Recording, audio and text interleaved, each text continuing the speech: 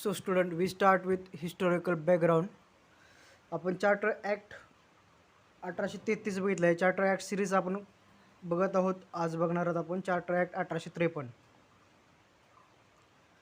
आता बघा, charter act 1853 this was last of series of charter act pass by British parliament between 1793 ते 1853.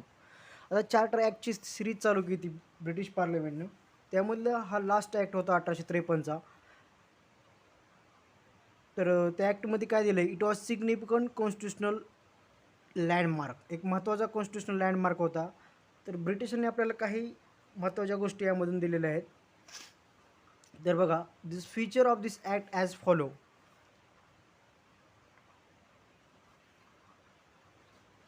तर बघा काय केलं यामध्ये, it separated for first time the legislative and executive function of governor general council.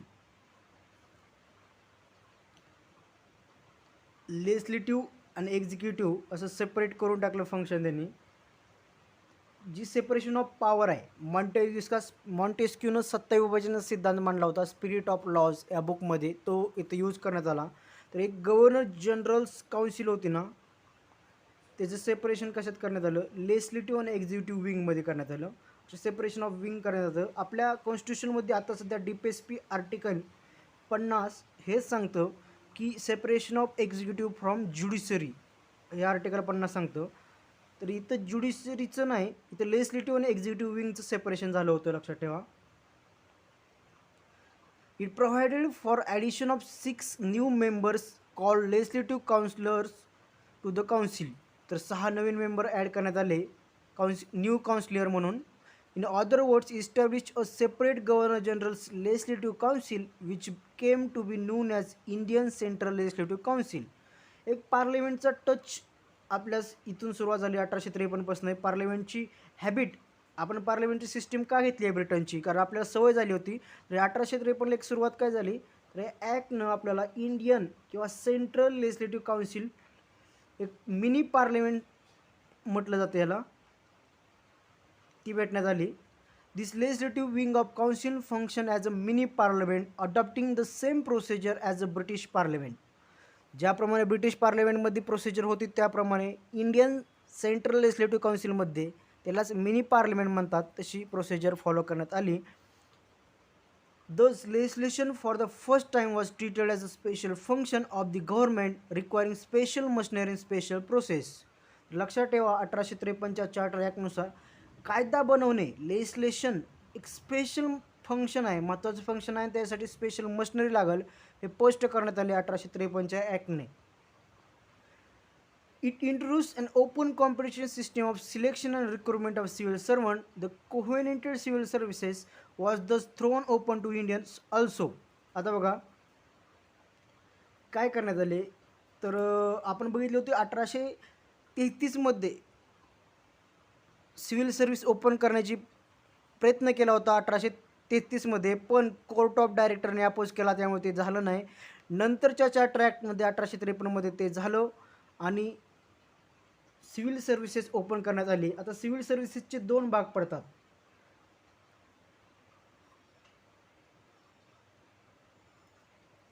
एक coordinated civil services आहे, म्हणजे higher civil services जी लॉ ऑफ कंपनीने तयार करण्यात आलेत, आणि अनकोऑर्डिनेटेड सिव्हिल सर्व्हिस आहेत जी लोअर सिव्हिल सर्व्हिस आहेत.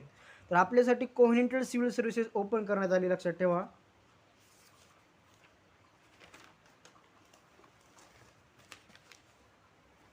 आता पुढे बघा, Macaulay committee, the committee on the Indian civil services was appointed in 1854. कालच्या लेक्चरमध्ये आपण पाहिलं होतं डिटेलमध्ये मॅकॉले कुठे कुठे येतो. मॅकॉलेचा शिक्षणाचा झिरपचा सिद्धांत आहे. मॅकॉले एज्युकेशन मिनिट्स, तेच डाऊनवर्ड फिल्टरेशन थेअरी, शिक्षणाचा झिरपता सिद्धांत आपण पाहिलेला आहे. मॅकॉलेची लॉ कमिशनबद्दल माहिती पाहिलेली आहे. मॅकॉले पहिल्या लॉ कमिशनचा अध्यक्ष होता, आणि स्वातंत्र्यानंतर 1952ला पहिले लॉ कमिशन झाले होते. MC सेटलवार्ड हे त्याचे अध्यक्ष होते किंवा चेअरमन होते, लक्षात ठेवा, ते काल सांगताना राहिले होते. तर लॉ कमिशन, एज्युकेशन आणि सिव्हिल सर्व्हिसेस इत्यादी बाबतीत मॅकॉले हा फॉर्ममध्ये आहे. आपण परत IPC, CRPC, civil procedure code बघितलं होतं हे 1860च्या दरम्यान. 1860, 1859, 61 दरम्यान हे तयार झालेलं आहे, लक्षात ठेवा. हे आपण बघितलं होतं मॅकॉलेच्या बाबतीत. आता बघा परत एकदा रिवाईज करतो. मॅकॉले मिनिट किंवा कमिशन फॉर एज्युकेशन 1835 लावलं होतं. त्यानं वेस्टर्न एज्युकेशनला म्हणजे सुपेरिटी दिली. English education act by Lord William बेंटिंगनं काढला. त्यानंतर मॅकॉले फर्स्ट लॉ कमिशन 1834 त्याचा चेअरमन होता. ते चार्टर ॲक्ट 1853 चार्टर ॲक्ट 1833 नुसार आले होते. परत फादर ऑफ लॉ कमिशन मॅकॉलेला म्हटलं जातं. Macaulay committee on Indian civil services 1853च्या चार्ट ॲक्ट 1854ला स्थापन करण्यात आले.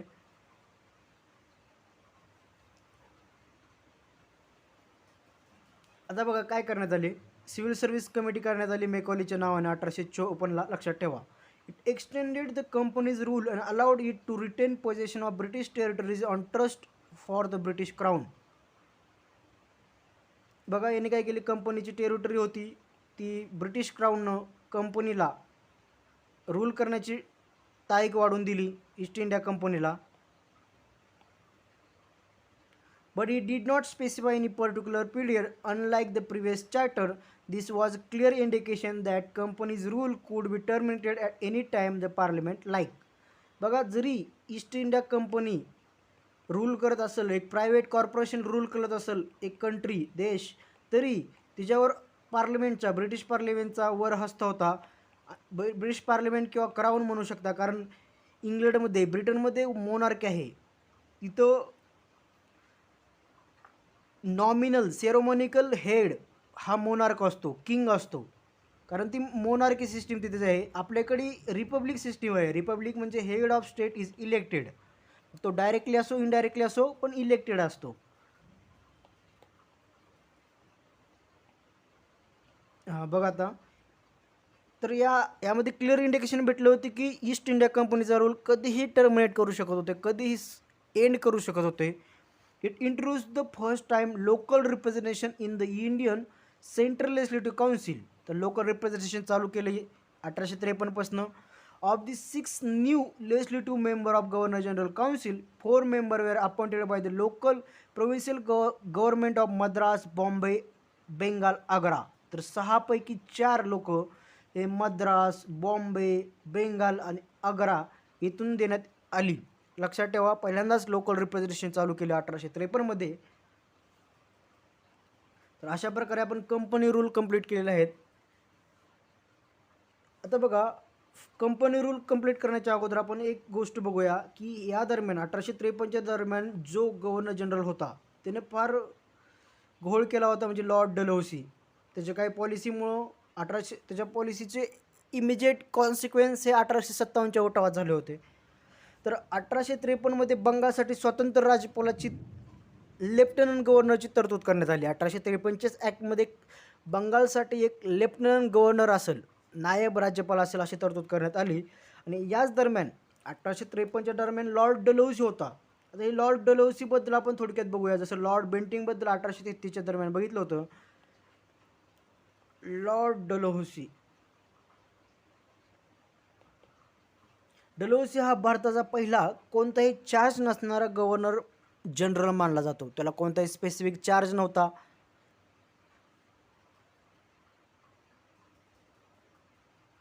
डलहौसीला मेकर ऑफ मॉडर्न इंडिया म्हटलं जातं. लक्षात ठेवा, डलहौसीला मेकर ऑफ मॉडर्न इंडिया म्हटलं जातं, कारण त्या काळात काही गोष्टी मॉडर्न रेल्वे, टेलिग्राफ वगैरे अशा गोष्टी आल्या होत्या, पोस्टल टपाल वगैरे आले होतं. आता आपण कोण कोणास काय म्हटलं जातं बघा. Grand old man of India Dadabhai नौरोजीला म्हटलं जातं. Grand old man of India Dadabhai नौरोजींना म्हटलं जातं.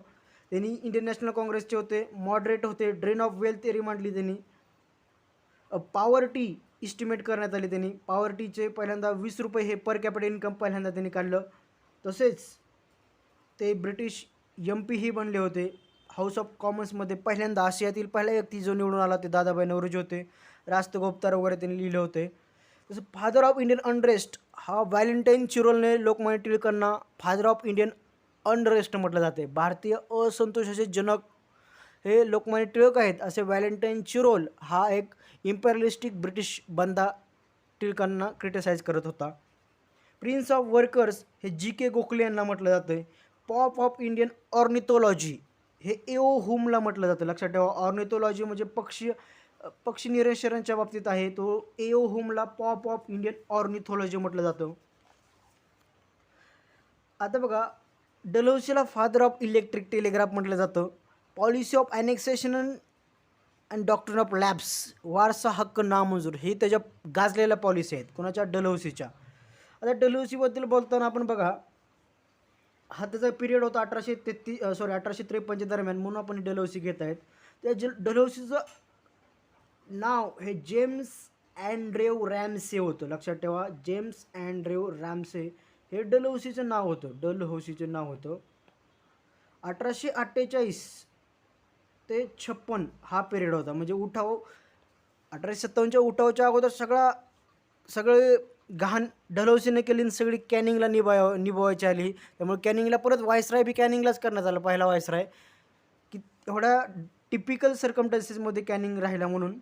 तर बघा, त्याने काय केलं, डॉक्टर ऑफ लॅब्स ही डलहौसीची एक पॉलिसी होती. डॉक्टर ऑफ लॅब्सनं सातारा, संबळपूर, झाशी, नागपूर, अवध हे मिस गव्हर्नन्स या ग्राउंडवर खालसा करण्यात आली, स्टेट खतम करण्यात आली. लक्षात ठेवा, अशी पॉलिसी ऑफ ॲनेक्सेशन राबवली कुणी, डलहौसीनं. तसंच फर्स्ट रेल लाईन टाकली त्यानं बॉम्बे टू ठाणे 1853मध्ये. फर्स्ट टेलिग्राफ टाकलं Calcutta to Agra. PWD public work department स्थापन केलं. विडो रिमॅरेज ॲक्ट 1856ला चालू केला. त्यासाठी ईश्वरचंद्र विद्यासागर यांनी प्रयत्न केले होते. त्याच दरम्यान Wood's dispatch, Magna Carta of education, English education in India, ती वुड्स डिस्पॅच, वुडचा शिक्षणाचा खलिता याच काळात 1854ला आला. आता अशा प्रकारची जी पॉलिसी होती ना, त्या पॉलिसीमुळे काय झालं, घोळ झाला लॉर्ड डलहौसीच्या. काही ब्रिटिश बंदी एवढे इम्परियलिस्टिक एक्सपान्शनिस्टिक होते. तर बघा, लॉर्ड लिटन एक, डलहौसी एक, कर्जन एक, त्यांच्यामुळं आपल्यातला नॅशनलिझम जागा व्हायला मदत झाली.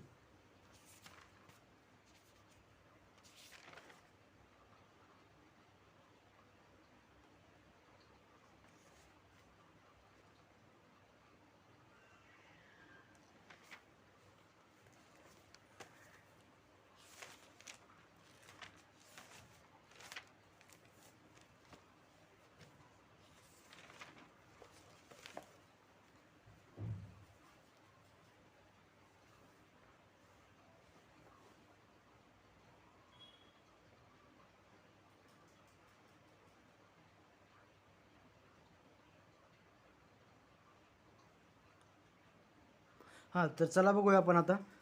आता बघा, एक गोष्ट इथं बघा, क्राऊन रूल बघणार आता आपण आता 1858 ते 1947. क्राऊन रूलची पार्श्वभूमी काय होती बघा आता. क्राऊन रूल 1858 ते 1947 दरम्यान एक 89 वर्षाचा हा कालखंड आहे.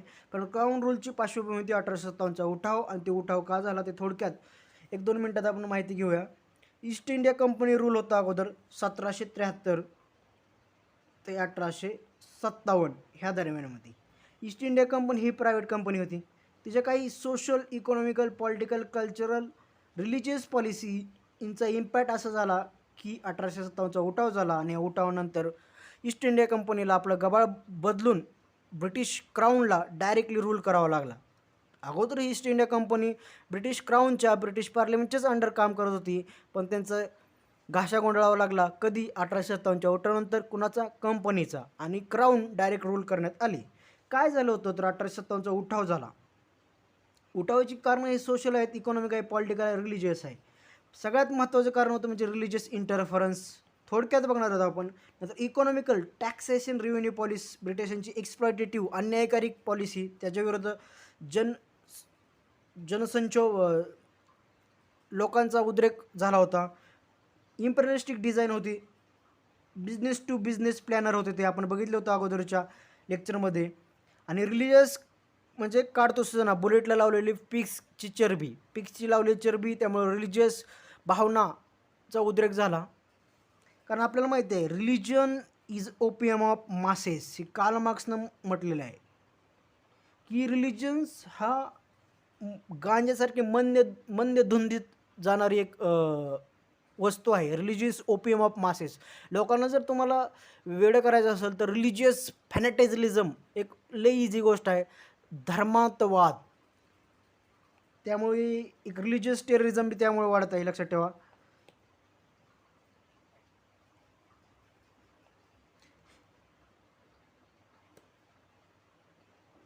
चला आता बघूया आपण ईस्ट इंडिया कंपनी आणि crown rule. East India company खतम झाली, क्राऊन रूल आले, तर त्याबद्दल बघणार आहेत. तर काय झालं बघा, क्राऊन रूल बघणार आहोत आपण. Government of India act 1858.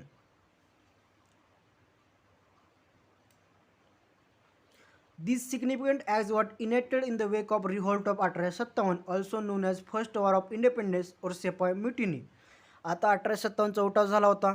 त्या 1857च्या उठावाला first war of Indian independence हे V.D. सावरकर म्हटलेले आहे. तर सेपॉय म्युटिनी ही जॉन सिल्ली वगैरे जी ब्रिटिश लोक आहेत त्यांनी ह्याला डिग्रेड करण्यासाठी, जॉन सिल्ली असे ब्रिटिश लोक आहेत, त्यांनी काय म्हणले, जॉन सिल्ली वगैरे यांनी म्हणले की ही शिपायाचं बंड आहे, काय नाही, सेल्फ इंटरेस्टेड बंड आहे सेपॉय म्युटिनी, असं डिग्रेड करण्यासाठी 1857च्या उठावासाठी ब्रिटिशरांनी म्हटलेलं आहे. आता ॲक्ट ऑफ, आता काय झालं मग परत 1800 उठावानंतर मग हे ब्रिटिशांना रूल करायचं होतं, मग क्राऊन रूल आला, राजाची राजवट आली किंवा राणीची राजवट म्हणू शकता. The act also known as act for good government of India abolished east India company, transferred power of government territories revenue to the British crown. आता बघा, नेम चेंजिंग आणि गेम चेंजिंग गव्हर्नमेंट हे ब्रिटिश यापासूनच चालू आहे. Name changing आणि game changing government काय बघा, यांनी काय केलं, आता नेम चेंजिंग काय आपण पुढे बघणारच आहेत, पण आता पॉवर चेंजिंग झाली होती.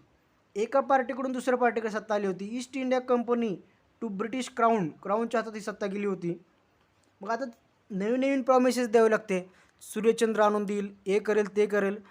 तर यांनी प्रॉमिस दिलं की हा ॲक्ट आमचा act of good government, act of good government असेल, good government in India, good governance in India, सुशासनचं पर्व, असे वगैरे यांनी प्रॉमिसेस देणं चालू केले की गुड गव्हर्नन्ससाठी असेल, सुशासनसाठी आम्ही इथं असेल असं सांगितलं. नवीन सरकार न्यू बल्कि हाय प्रॉमिसेस, सूर्यचंद्र आणून देऊ, असे वगैरे नवीन नवीन सरकार असे प्रॉमिसेस देत असतं. तसंच यांनी बी सांगितलं ॲक्ट ऑफ गुड गव्हर्नमेंट आहे 1858चा act.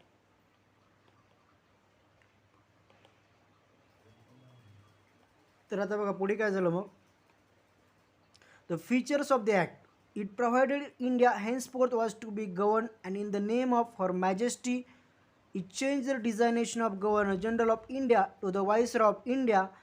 Viceroy was a direct representative of the British Crown in India. Lord Canning thus became first Viceroy of India. तर काय झालं बघा, यांनी पहिल्यांदा काय केलं, नॉमेनकल्चर चेंज केलं.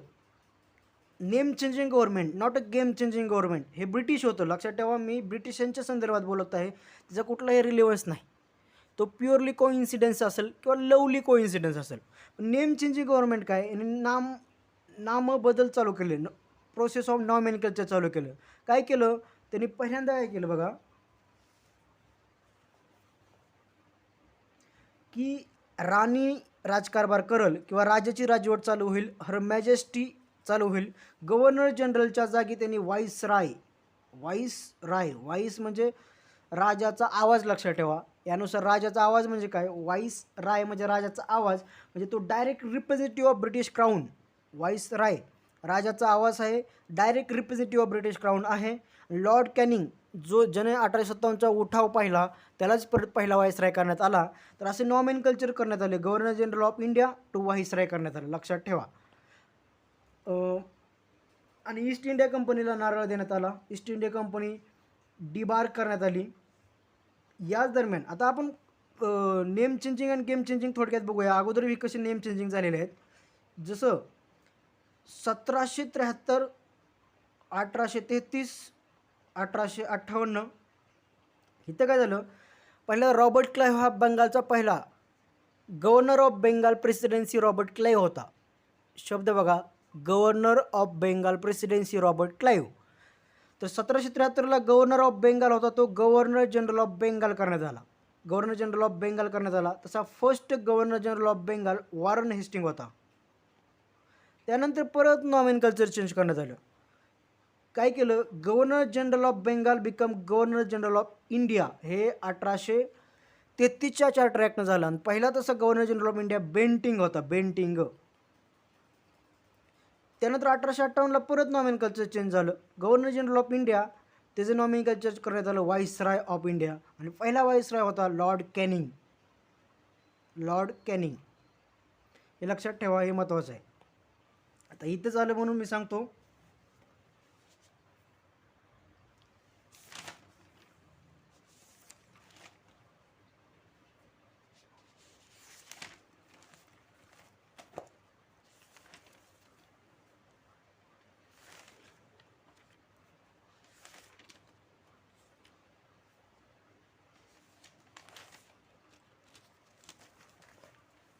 परत येथे एक रिव्हिजन होईल आपल्या लक्षात ठेवा.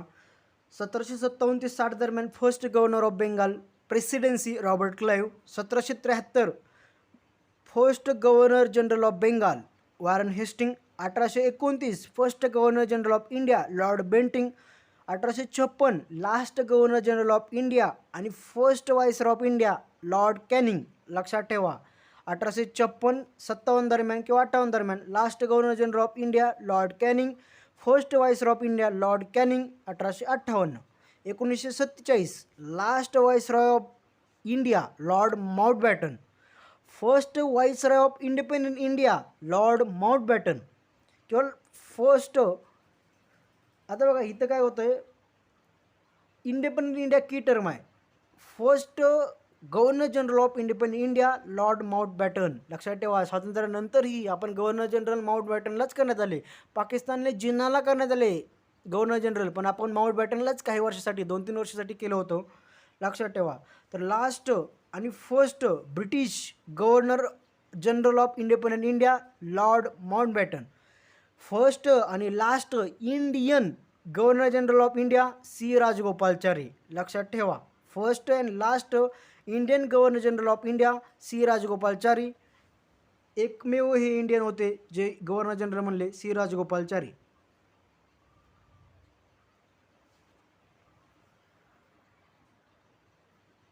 तर बघा आता पुढे काय झालं होतं बघा. It ended the system of double government by abolishing board of control and court of director. आता आपण इथे बघूया व्हाईसरॉय म्हणजे काय. तर व्हाईसरॉय हा डायरेक्ट रिप्रेझेंटेटिव्ह असेल, डायरेक्ट रिप्रेझेंटेटिव्ह ऑफ ब्रिटिश क्राऊनचा डायरेक्ट रिप्रेझेंटेटिव्ह असेल व्हाईसरॉय. तसंच बघूया आता पुढे. यांनी काय केलं, it ended the system of double government by abolishing the board of control and court of director. आता थोडक्यात परत एकदा ड्युअल पॉलिटी सांगतो, कुठं कुठं आली होती ड्युअल पॉलिटी. 1765ला काय झालं होतं, 1765ला ट्रीटी ऑफ अलाहाबादनं 2 विभाग करण्यात आले होते. एक दिवाणी आणि निजामत ॲडमिनिस्ट्रेशन. निजामत ॲडमिनिस्ट्रेशन नवाब ऑफ बेंगालकडे असेल. या अगोदरच्या लेक्चरमध्ये घेतलेलं आहे, एक फास्ट रिव्हिजन करून. दिवाणी म्हणजे रेव्हेन्यू राईट्स, हे ब्रिटिशांनी आपल्याकडे ठेवले. ही सुरुवात केली होती रॉबर्ट क्लाइव्हनं. ती परत वॉरेन हेस्टिंगनं ही ड्युअल पॉलिटी, वॉरेन हेस्टिंगने हे बंद केलं 1773 दरम्यान. त्यानंतर परत एकदा ड्युअल पॉलिटी कुठं आली लक्षात ठेवा. 1784ला board of control and court of director ह्या पिट्स इंडिया ॲक्टनं काढली होतं. कोर्ट ऑफ डायरेक्टर तर 1773च्याच ॲक्टला होतं. बोर्ड ऑफ कंट्रोल नवीन आणलं ते 1784ला. Board of control political affair बघत आणि कोर्ट ऑफ डायरेक्टर हे कमर्शियल अफेअर बघत असत, लक्षात ठेवा. आणि हे डिसबँड करून टाकलं. कुठल्या ॲक्टने बंद केलं तर 1858च्या ॲक्टनं हे सिस्टीम बोर्ड ऑफ कंट्रोल आणि कोर्ट ऑफ डायरेक्टर हे डिसबँड करून टाकलं, हे बंद करून टाकलं, लक्षात ठेवा. परत 1919च्या ॲक्टनं परत एक ड्युअल पॉलिटी होती. प्रोव्हिन्सेस स्टेट सब्जेक्टचं ट्रान्सपोर्ट सब्जेक्ट आणि रिझर्व्ह सब्जेक्ट असे 2 भाग करण्यात आले. ट्रान्सपोर्ट सब्जेक्ट आणि रिझर्व्ह सब्जेक्ट असे 2 भाग करण्यात आले 1919च्या मॉन्टेग्यू ट्रान्सपोर्ट ॲक्ट. तो परत पाहणार आहेत, पण आले होतं म्हणून सांगितलं. तर अशा प्रकारे चेंज लक्षात ठेवा. It created new office secretary of state of India vested with complete authority in control over Indian administration. The secretary of state was a member of British cabinet and was responsible ultimately to British parliament. आता बघा आपल्याकडे मंत्री असतात, minister of mines, minister of commerce, minister of environment. जसे भूपेंद्र यादव हे minister of environment आहेत. म्हणजे environment पूर्ण इंडियाचे इन्व्हायरमेंट मिनिस्टर ते आहेत. तर इन्व्हायरमेंट मिनिस्ट्री इन्व्हायरमेंटच्या बाबतीत सर्व इश्यू ते बघत असतात. तसंच ब्रिटिश क्राऊननं काय केलं, भारत मंत्री हे पद तयार करण्यात आलं, सिक्रेटरी ऑफ स्टेट. भारताचा एक मंत्रीच होता भारत मंत्री.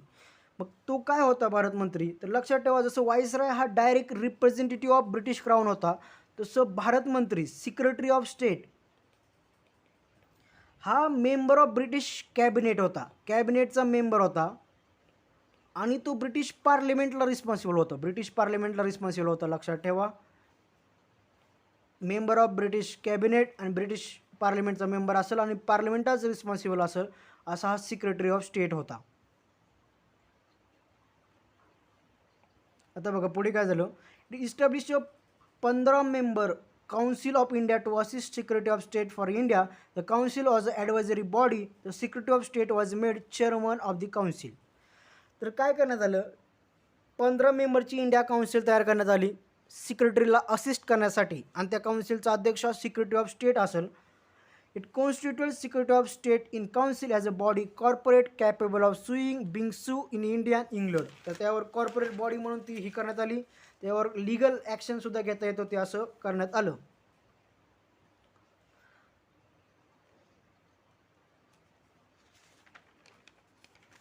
आता बघा, मी असं इंटरलिंकेजेस ॲनालिटिकल स्टडी सहसंबंध का जोडतो, कारण तो फार काळ लक्षात राहतो आणि आपल्याला हिस्ट्री आणि पॉलिटी अँड प्रेझेंट रिलेव्हन्स ह्याचा संबंध येतो. जसं आपण बघितलं की ड्युएल पॉलिटी कुठनं सुरुवात झाली, तर 1765 पासून.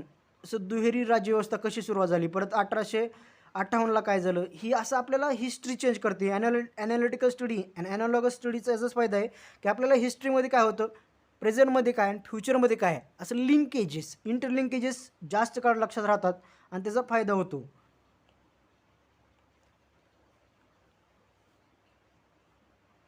आता हा सगळा ॲडमिनिस्ट्रेटिव्ह शो ऑफ होता, नेम चेंजिंग गव्हर्नमेंट होतं. हे नेम चेंजिंग होते, गेम काय चेंज केलं नाही त्याने. गव्हर्नर जनरलचं व्हाईसराय करण्यात आलं, सिक्रेटरी ऑफ स्टेट करण्यात आलं, पण असं काय वेगळा काय चेंज झाला नाही. लक्षात ठेवा, act of 1857 was however largely confined to improvement in the administrative machinery by which Indian government was to be supervise and control in England. Administrative मशिनरीचं रिशेपिंग करण्यात आलं, थोडं चेंज करण्यात आलं, शो ऑफ, दिखोपणा करण्यासाठी एक चेंज करण्यात आला. जसं मिलिटरीमध्ये रेशो चेंज करण्यात आला, ब्रिटिश आणि इंडियन्स आपली युनिटी आणि एकच. 1857च्या उठावामध्ये जी त्यांना हिंदू मुस्लिम युनिटी दिसली होती, ती परत कधीच त्यांनी दिसू दिली नाही, कारण त्यासाठी त्यांनी एक कन्सिस्टंट आणि मोर कोलॅबरेटिव्ह आणि कोऑपरेटिव्ह इफर्ट्सने त्यांनी प्रयत्न केले की युनायटेड वी स्टॉन, युनिटी असेल तर आपण नष्ट होऊ, ब्रिटिश सत्ता नष्ट होईल, त्यामुळे आपल्याला डिसयुनिटीज तयार करायची, आपल्याला यांच्यात डिवाइड अँड रूल, एक policy of divide and rule त्यांनी कन्सिस्टंट यूज करण्यात आली 1857च्या उठावानंतर.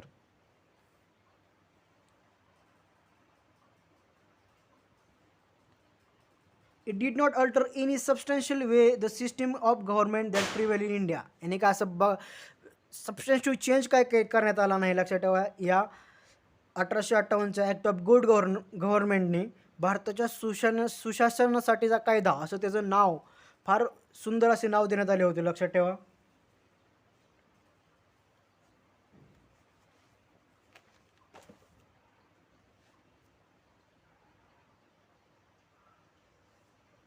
आता बघा, अशा प्रकारे आपण काय केलं, 1858चा ॲक्ट झालेला आहे आपला.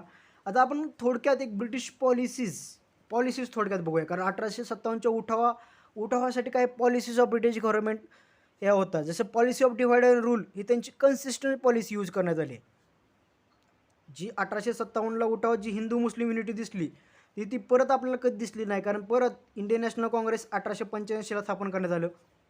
मुस्लिम लीग ही 1906ला स्थापन करण्यात आलं. ब्रिटिशांनी त्याला स्पॉन्सरशिप दिली आणि परत मग पार्टिशन ऑफ बेंगाल झालं, ते पार्टिशन ऑफ इंडिया, असा पूर्ण प्रवास हा डिवाइड अँड रूल पॉलिसीचा होता. ब्रिटिशांची एक पॉलिसी होती डिवाइड अँड रूल पॉलिसी.